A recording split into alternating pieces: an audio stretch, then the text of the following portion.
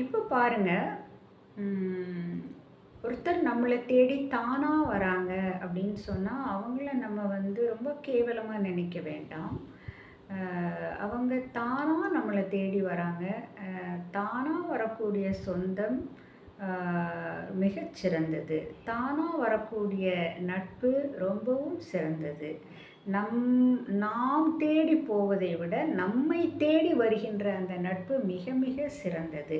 அவங்களுக்கு நம்ம ரொம்ப மரியாதை குடுக்கணும். அவங்க தானா வந்துட்டதுனால, நம்மள தேடி அவங்க வந்துட்டாங்க அப்படிங்கிறதுனால, அவங்கள நம்ம தரக்குறைவா நினைக்கவே கூடாது.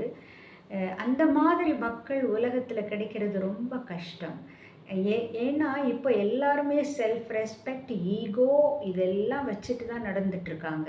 ஸோ, அந்த மாதிரி இருக்கிற மக்கள் மத்தியில, ஒருத்தர் தானாவே வந்து அன்பு செலுத்துறாங்க, தானாவே வந்து நட்பு பாராட்டுறாங்க, தானாவே வந்து உறவு கொண்டாடுறாங்க அப்படின்னு சொன்னா, அவங்க வந்து ப்ரெஷியஸ் நமக்கு. அவங்கள நம்ம ரொம்ப வேல்யூ பண்ணணும். அவங்களுக்கு வேலிடேஷன் நம்ம ரொம்ப குடுக்கணும்.